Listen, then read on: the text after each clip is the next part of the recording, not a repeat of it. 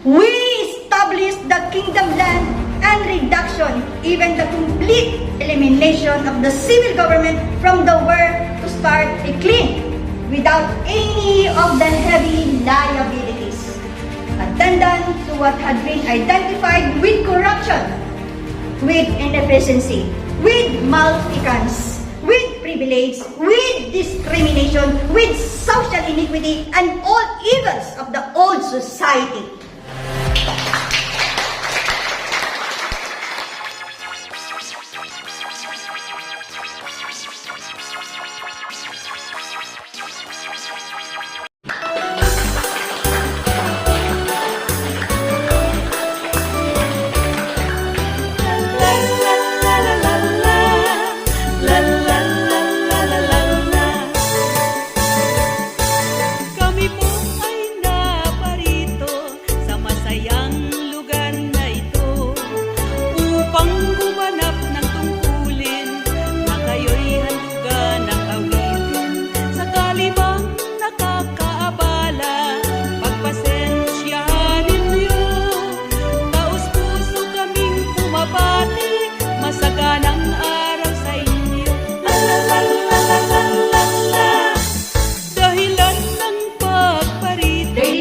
Gentlemen, Maharlikans, good morning.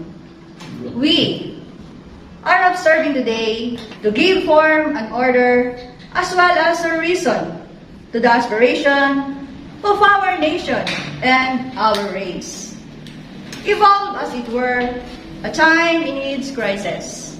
It is merely the manifestation of long and tedious process, the culmination of the molding of the ideas, of the principles of our kingdom stands for.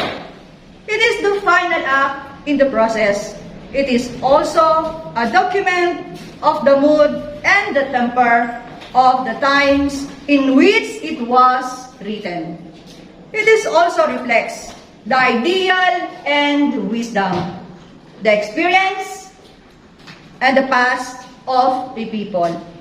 It is also reflects the singular pressures, crises, motivations, answers, and the questions that were asked at the time, and how they were resolved. In its final analysis, it is a supreme act of the will of God, wherein we continue to live in. For we do live in a change, at the age of change. The change required not only by the situations of our environment, but by the sudden confrontation with the past that now. The world is one, and that no single act of any nations which seeks its survival may not touch or affect any other. Ancient though its roots may be, it is still in its experimental stages. And if it is to survive in more revolutionary time, we must prepare to adapt to an ever-changing conditions of our modern society, whenever it may appear and whenever it secures all social peace and progress, it safeguards individuals' rights and promotes well-being. We may forget all other purpose, but we cannot forget the fact for the purpose of the kingdom. We're not our people at war with something else, at war with the old age habit, that attitudes, the ancient institutions that doom us to anarchy, despotism, corruption, to weakness, lassitudes, and efficiency. All the illusions in this modern world in every government. Yes, the kingdom was at war with our own selves. For the old was dying and the new was struggling to be born. We were to make of a seemingly inexorable force of history the instrument with which to save our nation and command our destiny. They are the public knowledge that the immediate transformations of the lives of the citizenry, the heightening of moral, as it were to dramatize the achievement attendant to the exercise of the power, which were necessarily to bring about such transformation. It is true that certain restraints attended the restoration of law and order. The restraints were dictated by the tyranny of circumstances, but by the imperious law of survival, and by the undeniable glamour for change for the modern world challenges all form of kingdom, whether totalitarian or democratic. The frenzy of change was a revolution in itself, which compelled action and choice that could no longer be postponed. As I have said repeatedly in the past, however, the form of government which we know as democracy is opted by the most embattled because it is an open government. And being an open government, it is a subject to the scrutiny of everyone. In contrast to the totalitarian states, and because it is scrutinized by the eyes of everyone, it therefore becomes respect. In our own experience, to meet crisis after crisis with the same old answers, the same formulas that had turned rigid inflexibility with age and yet chose to those challenges threatened the extinction. We established the kingdom land and reduction, even the complete elimination of the civil government from the where to start a clean without any of the heavy liabilities attendant to what had been identified with corruption, with inefficiency, with malfeasance, with privilege, with discrimination, with social iniquity, and all evils of the old society.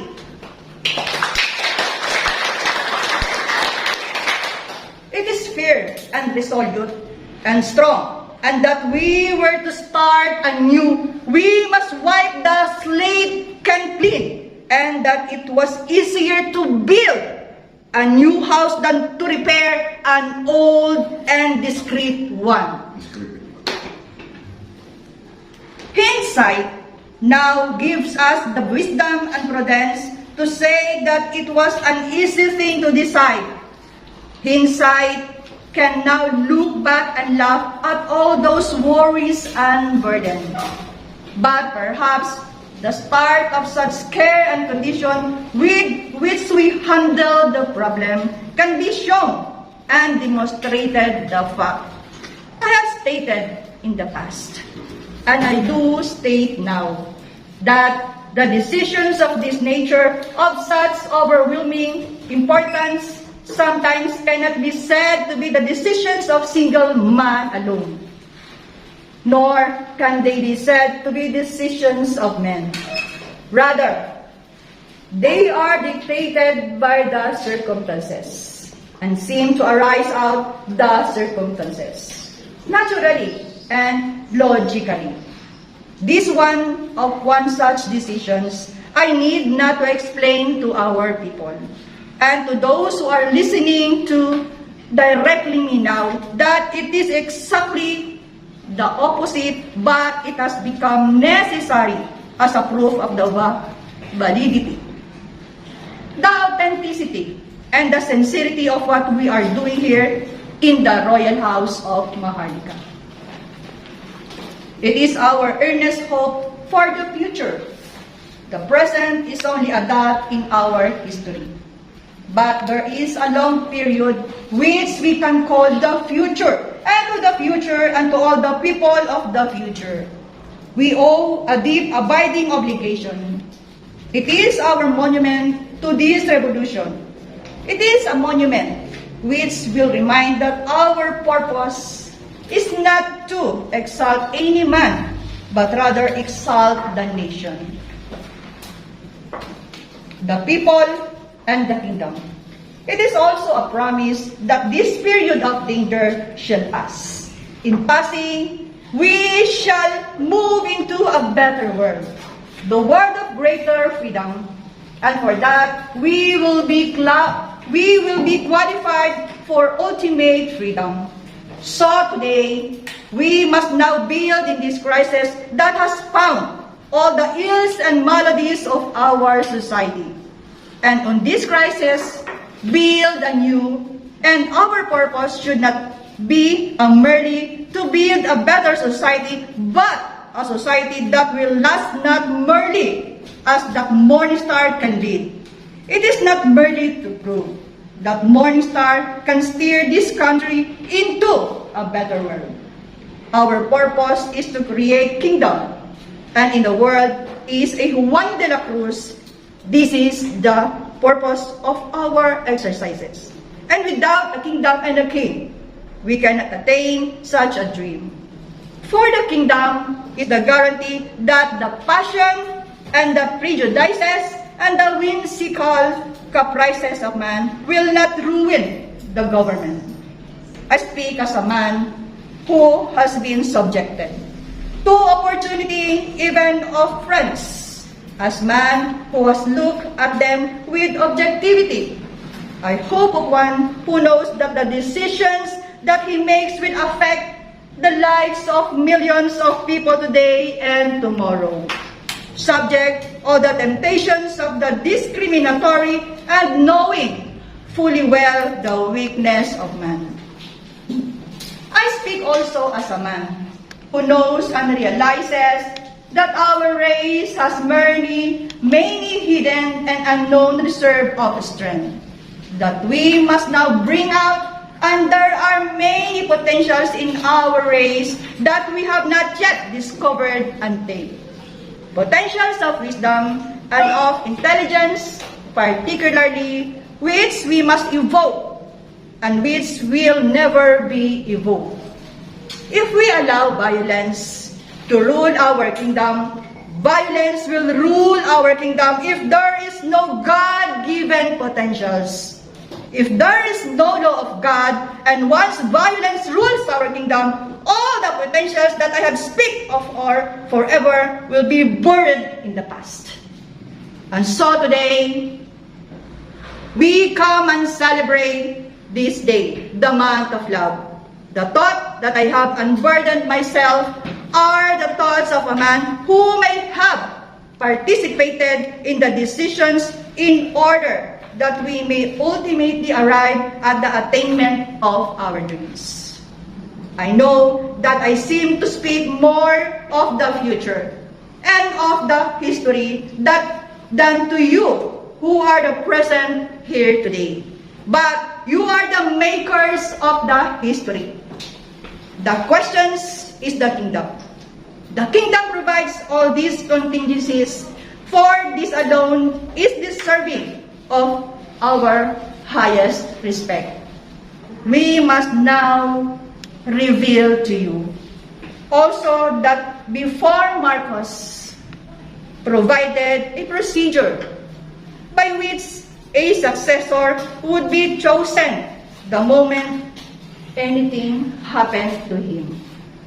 It is done by a virtue that which I have kept in order, that 8-minute show or 8-minute so, intrigue, discord, and disunity among our people.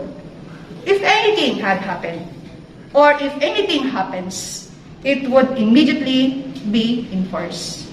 This is in accord with the wishes of those who are very loyal to the administrations of the strongman.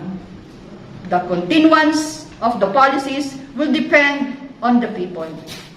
If the people says there is someone who must now take place, then we must step down voluntarily.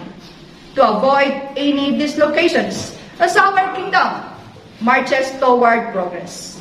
For that is the meaning of all our efforts. That what is the meaning of equal opportunity? Why do we make articles of faith? Because we must now create successors. We must create an equal opportunities so that many men, not just one man or a few men, can qualify to succeed Marcos. This is the aim of these exercises, and for this again, we need a kingdom. Without this, there will be confusions and disorder. Achievements are not just to be enjoyed. Everyone has a responsibility to understand and the root of this achievement and the purpose of such achievement if we hope to merge as the genuine kingdom that all of us desired after the passing phase. We must understand that the greatness of our nation today and tomorrow will depend upon the greatness of our royal house of Maharlika. More than that, extraordinarily, leadership that now and then our nation is blessed with. Morning Star. Good morning.